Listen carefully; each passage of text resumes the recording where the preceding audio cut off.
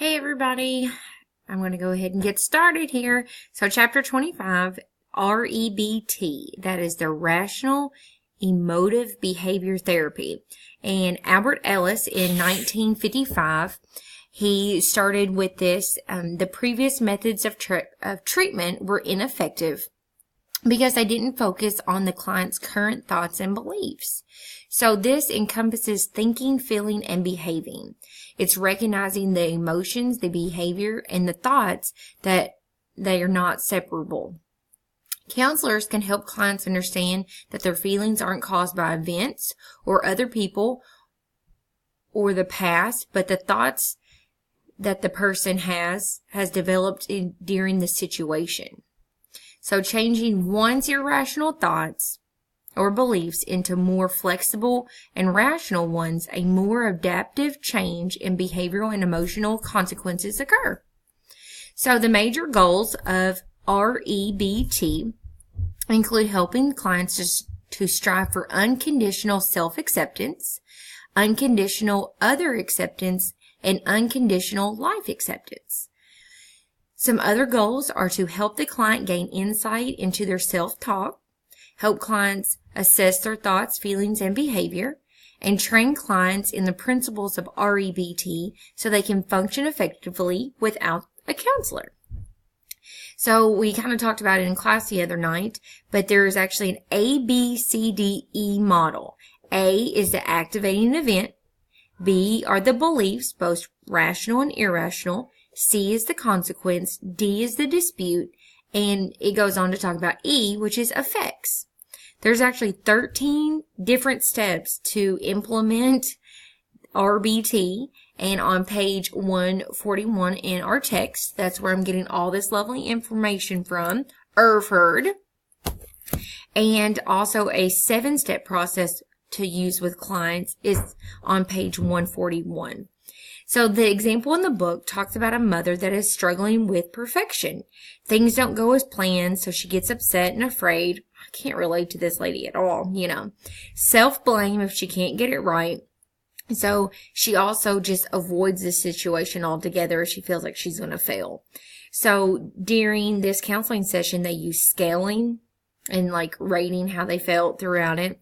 And this is great for clients who have high stress levels, relationship problems, and coping with disabilities. It also is quick to decrease the symptoms and changes in one's philosophy. I definitely think that we could use this in our counseling sessions with clients, and maybe older clients, because typically they're the ones that have the more stress. I mean, teenagers feel like they're stressed, but do they really know what stress is? And then relationship problems, that would be definitely good for marriage counseling or anything like that. Okay. Going on to chapter 26 is bibliography therapy. Bibliography. Okay. So anyways, this one is Samuel Crothers.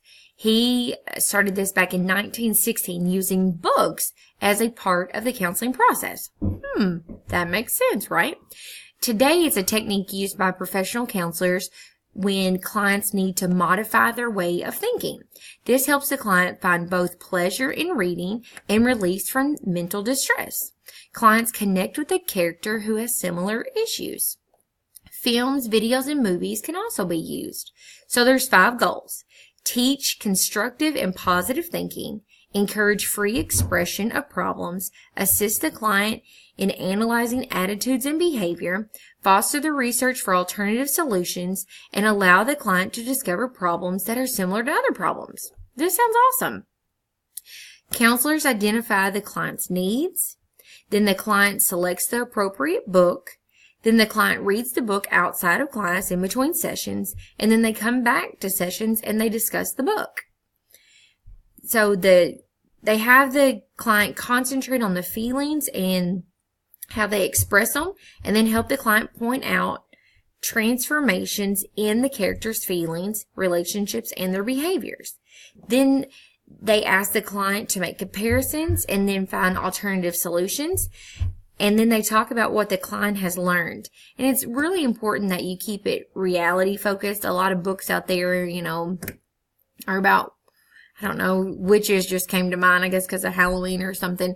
But we need to make sure that it's a realistic book that we're recommending for our clients to read, and make sure that it's age appropriate. You don't want to send a 10-year-old out there with a love novel or something of that effect. So definitely something that I could use in the counseling process with future clients. A lot of our students already have to read, so maybe we could get with their English teacher and say, hey, is there a book that maybe they can write a paper about later down the road, or something that they can connect with. So definitely something, but I probably need to learn how to say it too. So chapter 27, journaling. We've all heard of this, but it was nice to hear an educational reading about it, such as Arthur did in this way. So journaling allows the client to express and internalize thoughts, feelings, and needs. Then its written expressions are brought into counseling sessions and shared openly with the counselor. Journaling also keeps the client focused, and they do entries in between the sessions and share and reflect during the next session. So there's two different types, and it's affective emotional, which is free-flowing and helps the client be able to assess and externalize and regulate emotions. And then there's cognitive and constructivism. So that's more structured, and it focuses on the client's on